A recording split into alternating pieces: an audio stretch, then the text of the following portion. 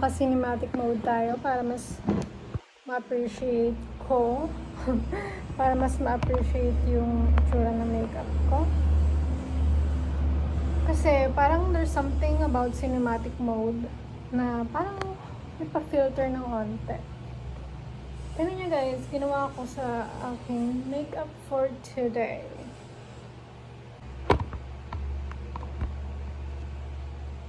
You see how I did?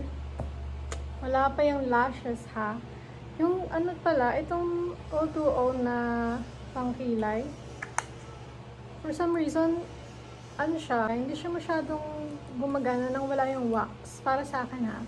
Kasi parang yung wax, parang pinapakapal na yung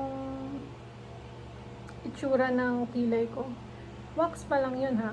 Pero kapag mayroon ng cream, mas nagiging maganda yung kulay. Ay, mas nagiging maganda yung result. So, yun, tinry ko. Saan siya na dito? Ito eh. Ginamit ko bago ko binlush. Bago ko nilagay sa pisngi ko, nilagay ko muna dito. Ay, mabilis mag-set. Ayun. Anyways. So, ito nga. Ginamit ko to ng cream lang kanina. Kaso, parang stubborn ng aking kilay. Parang hindi siya sumusunod sa gusto ko yung itsura. Tapos, ayun. Nilagay ko muna to sa freezer. My gosh. Guys, nanigas. Kasi ano siya, tunaw. Yung naging parang malabnaw. Parang naging malabnaw. Lagay ko sa freezer. Tapos, ayun. Ito ha. Ito na yung itsura ng makeup ko. I-insert nga ng before and after. Side by side. Tapos, ang ginawa ko ngayon, di nag-blush ako. Red. Tapos, parang masyadong red. So, nilagyan ko nito sa ibabaw. Yung Cloud Beauty Purple. Tapos, ngayon, yan. Naging effect niya parang pinkish. Parang naging pink yung pagkaka-blush. Tapos, ayun nga. Wala pa akong lashes niya. Naman, ang ganda ng pagkakagawa ko. Tingnan mo. Tingnan mo, ang ganda. Ganda, no? Kaso ang weird ang mata ko. Parang, ayun o, ang weird. Parang wala akong talagang talukap. Wala naman talaga, but pag gumanto ako, meron. Ang ginamit ko ay Nichido eyeliner. Ayoko naman ito gamitin kapag lumabas kasi tinry ko na to kahit anong eyeliner. Wala pa ako na-encounter na eyeliner na talagang hindi siya bababa dito. So, yung mga ganito, pang mga laro-larong makeup lang. Yung sa bahay lang, tapos pictorial, picture, gano'n. Pero kapag lalabas, hindi na ako nagtitiwala sa mga ganito. Gusto ko nga i-try yung Vice Ganda na eyeliner. Kaso lang, laging sold out online. Kasi may narinig ko, sabi maganda daw talaga. Pag ibang brand naman, sobrang mahal naman.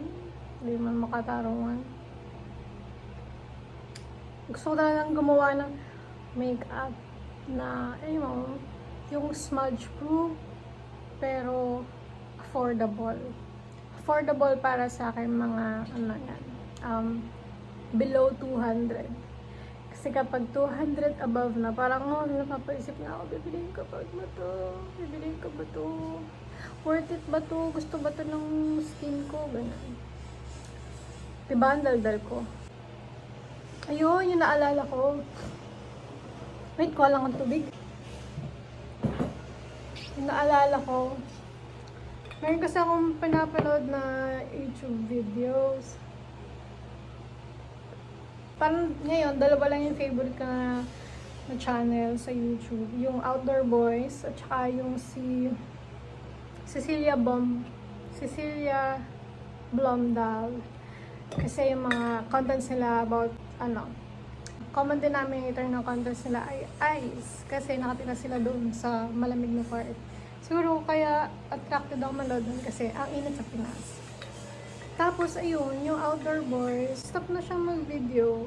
Nag-retire na ata. Yung mga anak niya siguro mag-video. Pero gusto na niyang i-enjoy yung, kasi 11 years sa YouTube. Pagka-camp siya sa Alaska, pag may yelo, tapos hindi siya magdadala ng tent, gagawa lang siya dun sa ano ng kanyang tulugan. So, ayun. Tapos, medyo parang gano'n na yung, nandun na yung interest ko sa mga ganong klase ng mga vlog, yung mga nagre-restore ng bahay, mga content creators na tumitira remotely.